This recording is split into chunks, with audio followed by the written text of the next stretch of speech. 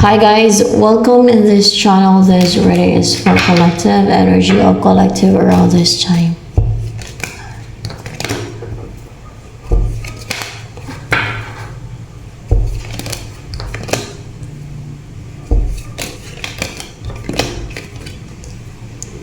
Wow, you're positive, inspired, and you feel at home, comfortable, and connected sa iyong twin flame or someone na meron kayong soul connection.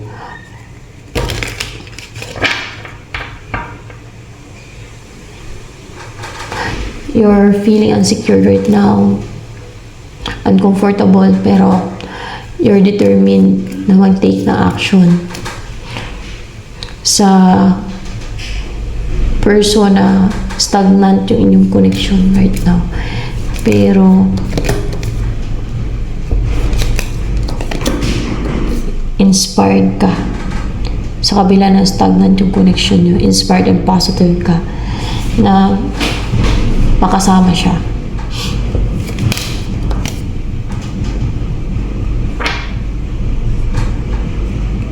Mayroong napapaisip, nag-introspect na hindi nakapag-send o hindi tumatalab yung masinsend niya na attacks, spiritual attacks. Nagtataka to. May mga gusto siyang malaman. Para nagkakaroon na siya ng doubt sa sarili niya, sa mga kakayanan niya. Hindi na siya nagiging confident sa mga kakayanan niya na sa spiritual, yung mga lihim niyang kaalaman. Hindi na siya nakapang marusa ng kanyang witchcraft. Yan ang term nila dyan eh. Marusa daw sila. Wala namang binigay ang God sa kanila na pahintulot. Wala din binigay ang God sa kanila ng mission na parusa sila ng mga witchcraft nila at black magic, at wala din binigay ang Diyos na kapangyarihan sa mga yan or authority. Instead, pinapapatay sila ng God, yung mga witches, wizards, warlocks, evil magicians, yung mga manggagaway, ulang mababarang, pinapapatay ng God yan. Hindi sa God kasi yung mga yan. Sila sa Diablo yan sila.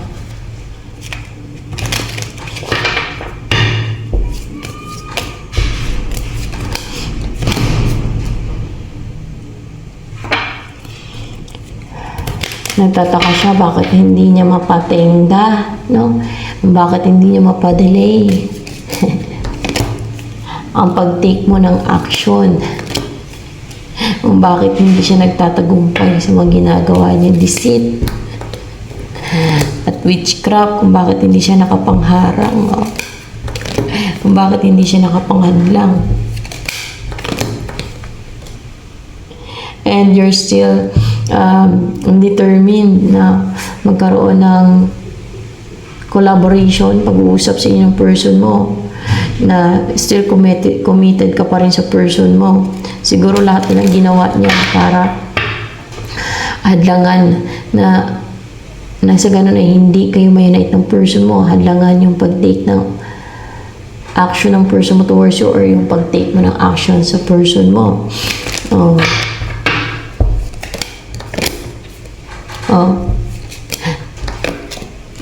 Napapaisip siya bakit napaka-risk taker mo at napaka-fearless mo na mag-take ng risk, na mag-take ng a leap of faith para magkaroon ng beginning sa inyo ng iyong person.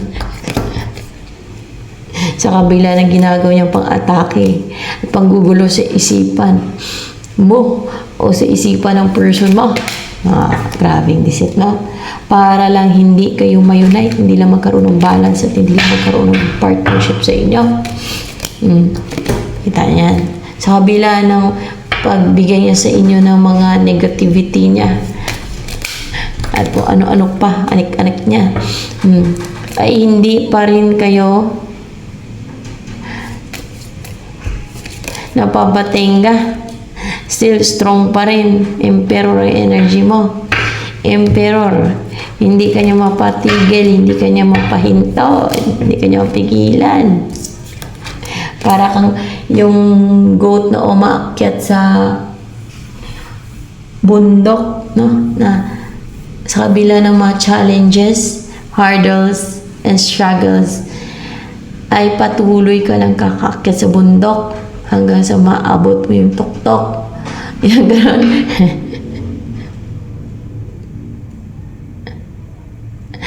At nagiging cold na siya, nagiging bitter na siya. Oh. Galit na siya. Kasi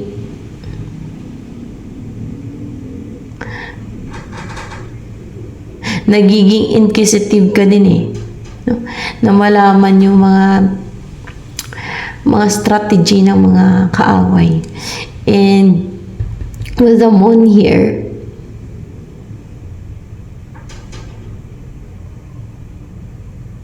more information pa sa the moon.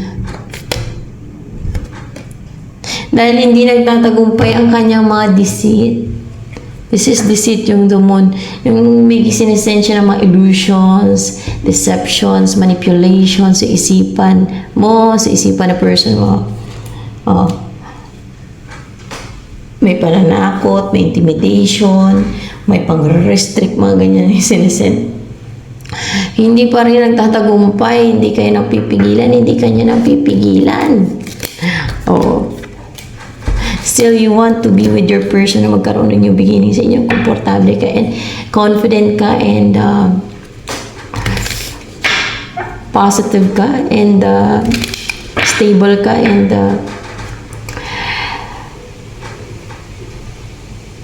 you're so willing na magkaroon ng another chance sa inyong person na magkabalikan kayo. Naka-recover ka from heartbreak. Oh. Sa kabila ng emotional turmoil na dinanas mo. Then may mga nawala sa'yo. Parang naka-experience ka ng mga regret, emotional turmoil. Sa kabila ng mga pang-atake niya sa'yo ng mga psychic attack, emotional turmoil, mga ganyan. No? Ay, still strong ka. Hindi niya ba alam na the more na ina-atake yung sa side ng Diyos, the more na nagiging strong. And nagagawa mo pa rin makawala sa restrictions niya, makalabas sa witchcraft niya. Oh my gosh! And you are so attractive. Upright ba to? Ay, alam mo, upright ba yun? Magician. The Magician in reverse. Hindi ka niya makontrol, hindi ka niya ma-manipulate, hindi ka niya overpower, hindi ka niya madala sa mga tricks niya at deceit niya. Diba? Kahit anong gawa niya ng deceit, tricks, ay hindi gumagana sa'yo. Hindi ka niya mapigilan. Oh.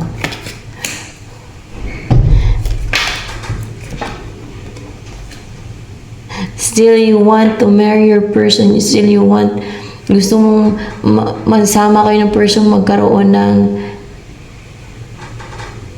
union sa inyo, parang feminine and masculine ba, may sun and moon dito, na very determined ka na pagsamahin kayo ng God o ni Jesus Christ para makarecover ka na sa mga na-experience mo na yung nahirapan ka or na left out in the cold, yan, or kung nasaktan ka man, nahirapan ka, you still love your person and emotionally attached ka sa person mo. You care for your person. At nag-aantay ka pa rin yung person. Sa kabila ng panlilito at pang-didistract niya sa isipan mo. Oh my gosh. Oh. Ay, upright ba to? Tingnan natin kung upright pa talaga. Yeah. Nagtatagumpay ka pa rin and sa kanyang mga ginagawa na panlilito at panlilinlang, sa kanyang mga sinesent na distractions, at confident ka pa, and attractive. Yan, and very interested or attracted ka sa iyong person. Still attracted ka pa rin kahit anong gawin niya. Kahit siguro papangitin niya ang mukha mo, papangitin niya ang mukha ng person mo, parang walang kina-attraction sa isa't isa kasi makukulam yan yung mga sa kadiliman yan, alam niyo yung strategy nila. Still attracted pa rin kayo sa isa't isa ng person mo, attracted ka pa rin sa person mo, attracted pa rin sa person mo, and sa kabila ng yung ginagawa niyang defensive ka, still interested ka pa rin sa person mo. Alam niyo kung ano yung ginagawa nila para maging defensive ka or sa person mo sa'yo. Sinasindan nila mga orasyon o demonyo, yan, para manipulahin ka. And you're so positive and strong-willed na mag-umpisa na mag-take na action at naging ano ka pa parang butterfly. Oh, from a larvae into a butterfly, mas lalo ka naging strong, mas lalo sasakit ulo niyan, mas lalo siyang maging talunan niyan, di ba? Mas lalo siyang manganib ang buhay niyan kasi naging butterfly ka na. Mapapatay mo ba yan yung alagad ng dilim na yan? Ay, hindi mo siya mapapatay. Si person mo papatay ni person mo yung alagad ng dilim na yan. Ayun, si person mo mapapatay ni person mo yung alagad ng dilim na yan. Alagad ng kadiliman yan. Kaya ganyan ang gusto nila mang-control mang-restrict, mangialam sa love life at buhay ng iba, ng kanilang mga witchcraft, black magic, deceit, yan mga gawain nila.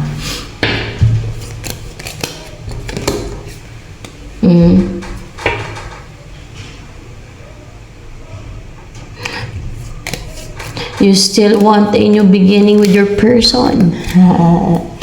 At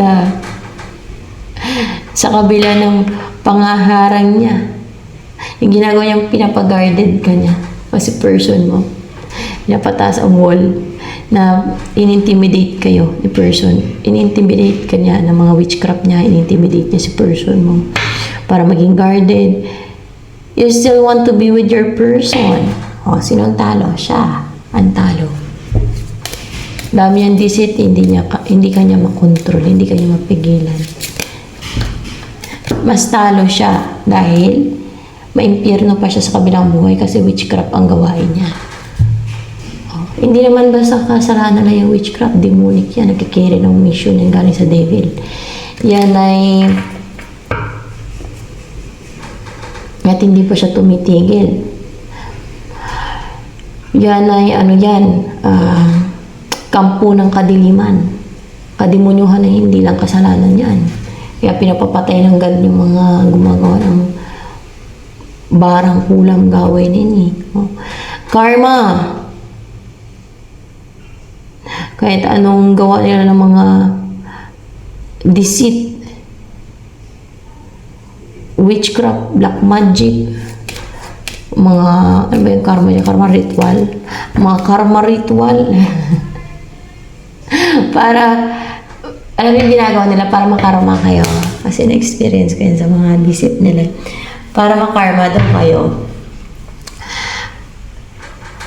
Gumagawa sila ng karma ritual. Para makarma daw kayo, ang gagawin nila, mang-trigger, mang-provoke, no? Mang-trigger. Tapos, pag nagalit ka, ayun, gagawa na sila ng karma ritual para karmahin ka, para kung ano hilingin nila, yun mangyari sa'yo kasi may kasalanan ka rin sa kanila, nakasakit ka ng damdamin nila. Pero ang totoo niyan, set up na nila yun, lahat. Oh. Kaya sa Bible, walang karma eh. Alam niyo ginagawa nila manipulation, witchcraft yan. hindi yan totoo yung karma. Ang mayroon parusa ng God, di ba sa Bible? Tingnan nyo nga kung paano nila paniwalain yung mga tao ng kanilang mga deceit na yan. Yung kagagawan din nila, tapos yung mga kasamaan, no, kagagawa nila, kagaya nga yan, trigger nila yung tao para magalit. Lalabas yung emosyon, makapagsalita ng masakit. Dahil trigger nila, no, manipulative yung mga yan. Tapos, pag nagalit, yun na daw ang masama, yun na daw may kasalanan. Kaya gagawa na sila ng karma ritual nila para makarma daw. Hilingin na nila kung ano yung gusto nilang hilingin. Kung ano mangyari sa tao na yan para makarma. Ganun ang gagawin nila, pero nakikita lahat ng ganyan. Kaya sa kabilang buhay, parusa na ganabuti nila. Witchcraft yung mga karma ritual na yan. Hindi yan karma, kundi karma ritual eh. Kasi witchcraft yan eh. May pa-ritual sila eh, di ba? Booking ko na yung mga strategy ng mga yan eh. Kaya hindi nyo pa na-booking yan. Hindi nyo pa na-obserbahan yan. Kaya gusto nila kontrolin ang destiny mo, ang luck mo, ang swerte mo, ninyo ni person mo, ang inyong destiny ng iyong person.